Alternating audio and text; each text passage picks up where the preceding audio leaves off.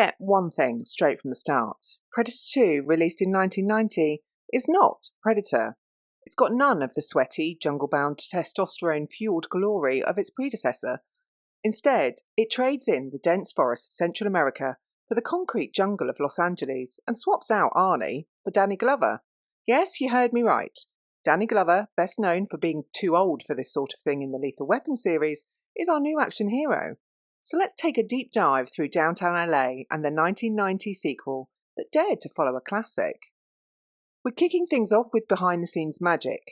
Predator 2 was directed by Stephen Hopkins, who, fresh off directing A Nightmare on Elm Street 5, The Dream Child, seemed ready to leap headfirst into another established franchise.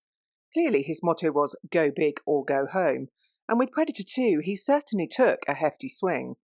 He would later go on to direct the pilot and some episodes of 24, establishing that series' unique format.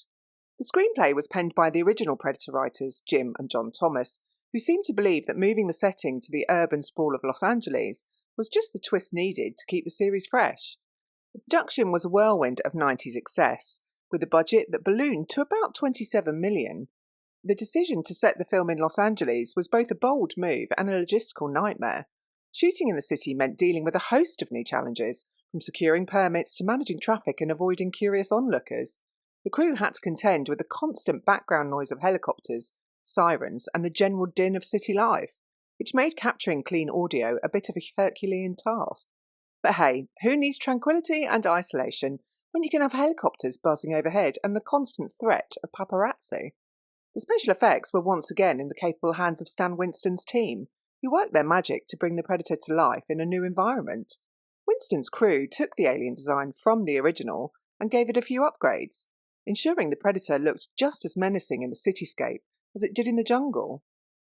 This time, they added a few nifty gadgets to the Predator's arsenal, including a retractable spear, a net gun, and a razor-sharp disc that would make any frisbee enthusiast envious.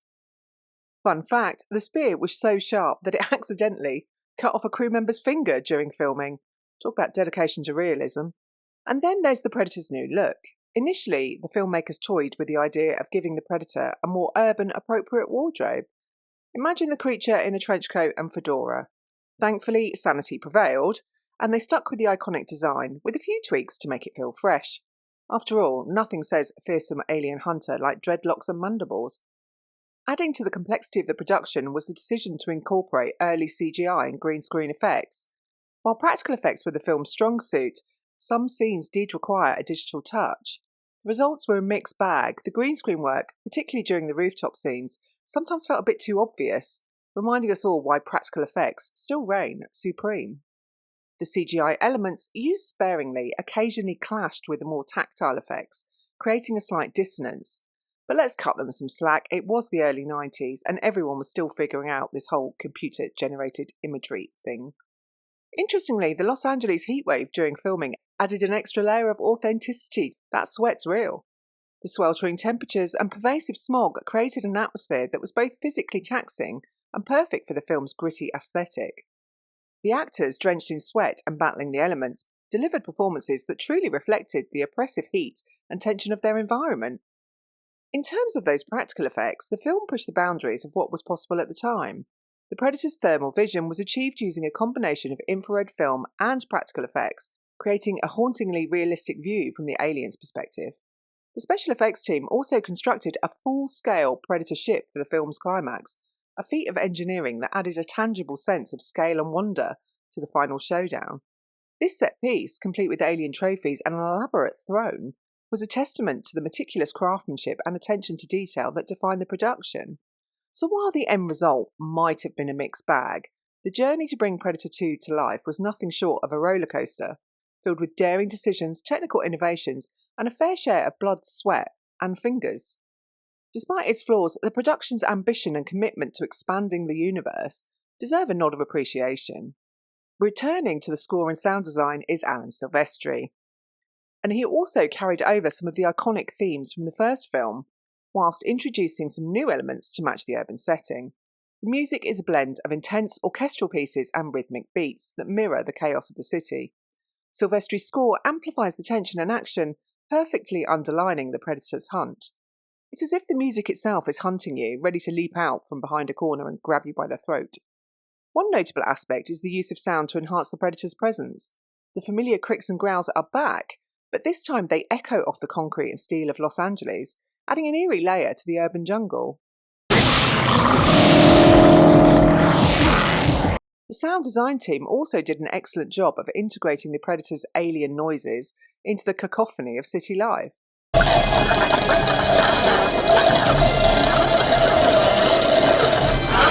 Now let's dive into the meat of the story, or what passes for it. The plot of Predator 2 is deceptively simple, yet, unlike the original, this is cluttered with subplots. It's 1997 Los Angeles, and the city is in the throes of a violent gang war. The police, led by Lieutenant Mike Harrigan, Danny Glover, are struggling to maintain order. Amidst this chaos, the Predator arrives, drawn by the heat and conflict, starts picking off gang members with its usual flair for the dramatic. It's like the Predator looked at the chaos and thought, this looks like fun. Harrigan, along with his team, including the cocky detective Jerry Lambert, Bill Paxton, and tough-as-nails cop Leona Cantrell, Maria Conchita Alonso, soon realises they're dealing with something far more dangerous than human adversaries.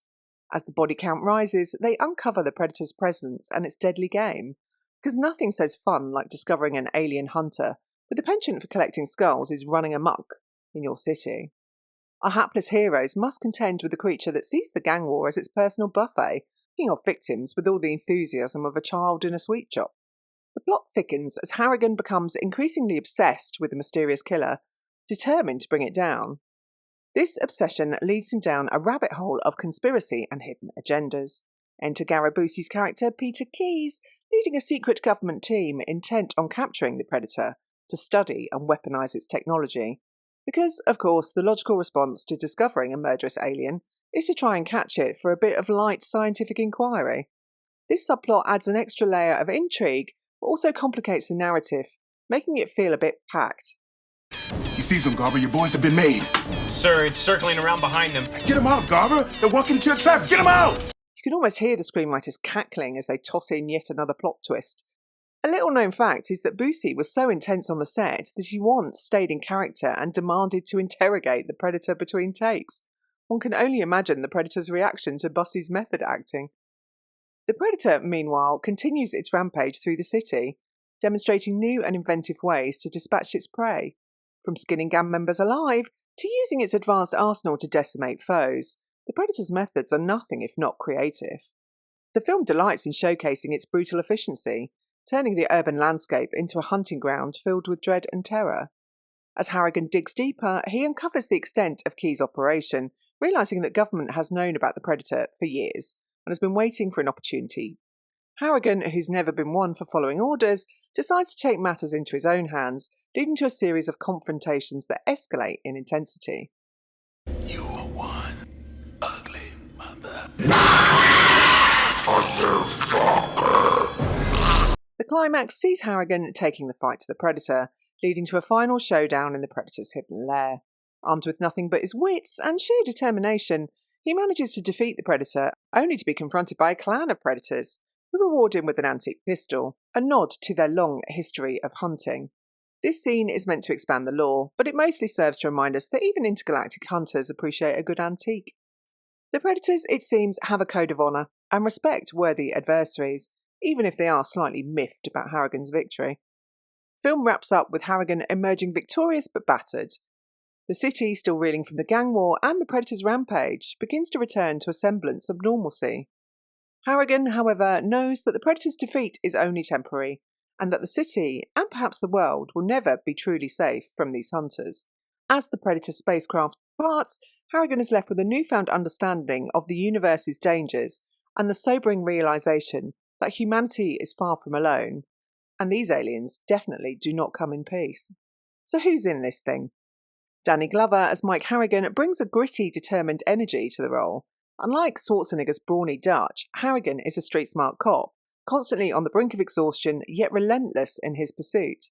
Glover's performance adds a layer of humanity and also vulnerability, making Harrigan a relatable protagonist. It's a refreshing change from the muscle-bound hero trope, though you can't help but miss the sheer physicality Schwarzenegger brought to the table.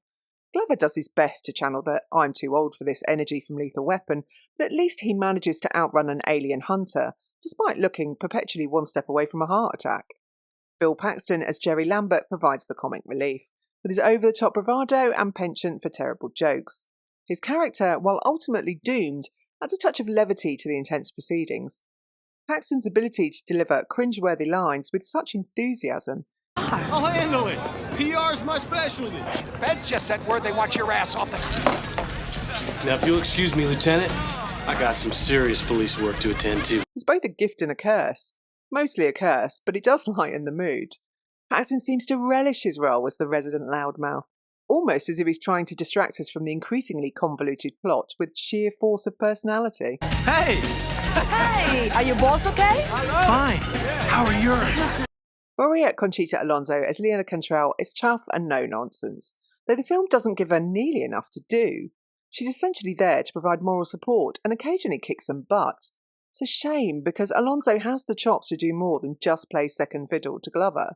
She spends most of the film looking like she's waiting for a better script to come along, which, frankly, she deserves. Gary Busey as Peter Kayes is exactly what you'd expect from Busey, wild-eyed and intense, bringing an almost unhinged quality to the government agent, determined to capture the predator. His performance teeters on the edge of parody, but somehow it works. You half expect him to whip out a tinfoil hat and start ranting about government conspiracies. Busey's turn as the mad scientist type is so over the top that it's almost endearing, like watching a car crash in slow motion. That key. He's right behind the third floor structure, right there. Who is this? Clear the line. The supporting cast, including Ruben Blades as Danny Archuleta and Roberta Davi as Captain Phil Heineman, round out the ensemble. Blades' character is particularly noteworthy as he provides a grounding presence amidst the madness. His chemistry with Glover adds a layer of camaraderie that helps to anchor the film.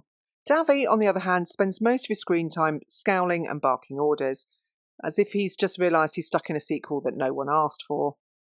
Kevin Peter Hall, reprising his role as the Predator, once again delivers a performance that is both physically imposing and nuanced.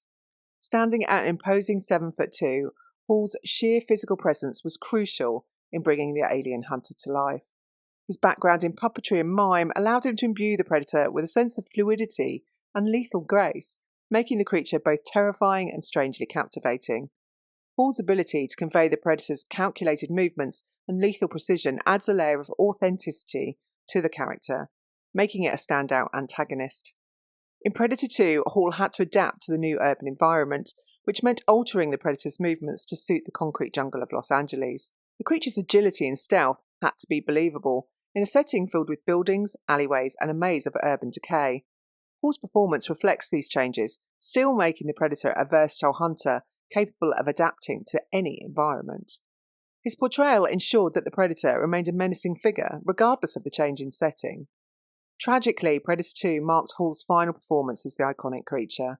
He passed away shortly after the film's release due to complications from AIDS, which he contracted from a blood transfusion during surgery.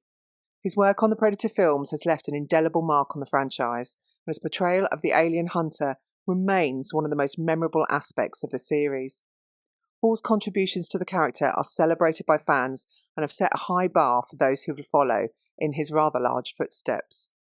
His legacy as the Predator endures, a testament to his unique talent and dedication.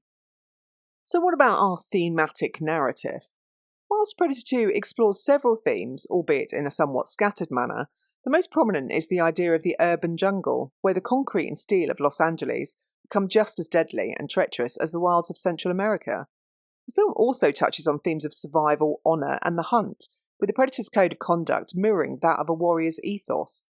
It's all very noble and philosophical, until you remember we're talking about an alien with a thing for spinal columns. The film delves into the chaos and violence of urban life, drawing parallels between the Predator's hunt and the gang warfare ravaging the city. There's a commentary on the nature of conflict and the thin line between hunter and hunted as Harrigan becomes increasingly obsessed with taking down the Predator. It's like a game of cat and mouse, but with more decapitations. Predator 2 also attempts to address the consequences of unchecked aggression and the dehumanising effects of violence. The gang wars and police brutality are mirrored by the Predator's own brutal methods, suggesting that perhaps we're not so different from the monsters we fear. It's a nice thought, even if it's buried under layers of gore and explosions. There's also some fairly robust stereotypes, particularly with the portrayal of the Jamaican voodoo posse, led by their flamboyant and slightly ridiculous King Willie, Calvin Lockhart. You can't see the eyes of the demon until him come calling. The depiction of the gang is a bizarre blend of mysticism and criminality, reinforcing some rather questionable stereotypes about Caribbean culture. Not only do I have to kill you, take your soul. Tell you what I believe. Shit happens. It's a bit cringeworthy, but it does add to the film's over-the-top atmosphere. Predator 2 was met with mixed reviews upon its release. Critics were divided on its change of setting and tone, with some praising its boldness and others lamenting the lack of the original's cohesive narrative. Despite the mixed critical reception, the film has garnered a cult following over the years, appreciated for its ambitious attempt to expand the Predator universe. Commercially, Predator 2 didn't quite match the success of its predecessor. It grossed $57 million worldwide, against a budget of approximately $27 million. Whilst it wasn't a flop, it didn't exactly achieve blockbuster status either. However, it has since become a staple in the sci-fi action genre, influencing numerous films and video games. Its underwhelming box office performance didn't stop it from securing a place in pop culture history. It did carve out its own niche in the annals of sci-fi history. It expanded the Predator lore, introducing new weapons technology and the concept of a Predator clan, and laid a groundwork for future installments and crossovers, most notably the Alien vs. Predator series. The urban setting of Predator 2 influenced other films and media, showing that shifting the environment can breathe new life into a franchise. Its mix of action, horror, gore, slasher and sci-fi elements has been emulated in various forms, from movies like Attack the Block to video games that incorporate similar themes and aesthetics. The film's impact can be seen in numerous sequels and spin-offs that followed, including Predators, The Predator, and the more recent Prey, which returned to a more primal setting. I hate that movie. Predator 2 is like that sequel you didn't really ask for, but got anyway. It's messy, it's chaotic, but it's also undeniably entertaining. It may not have the tight storytelling or the star power of the original, but it has heart, guts, and a whole lot of attitude. Predator 2 embodies the boldness of 90s cinema, where sequels were less about rehashing old ground and more about exploring new territories. By transporting the alien menace to the urban jungle of Los Angeles, the film dared to mix genres and settings in a way that few others would attempt. Want some candy? This audacity is both its greatest strength and its Achilles heel. The chaotic plot, the over-the-top characters, and the sheer volume of subplots make it a bit of a mess. But it's a glorious mess that's thoroughly enjoyable in its own right. Despite its flaws, Predator 2 has carved its place in the sci-fi action pantheon, influencing a generation of filmmakers and spawning a multitude of sequels, crossovers, and video games. It's a film that's unafraid to take risks, even if it means occasionally stumbling. The blend of action, horror, and science fiction, all wrapped up in a gritty urban setting, provides a fresh perspective on the franchise. It's a reminder that even a series about technologically advanced alien hunter, there's always room for innovation. But let's not forget, Predator 2 isn't Aliens, and this director certainly isn't Cameron. Okay, who's next? We're never going to get a neatly packaged Hollywood ending. This film stays true to the gritty, no-holds-barred essence of its predecessor. Instead of a triumphant finale, we get a battle-scarred hero, a sinister alien clan, and a narrative that leaves more questions than answers. This isn't a sequel that ties everything up with a bow. It's one that rips the bow apart and dares you to deal with the frayed ends.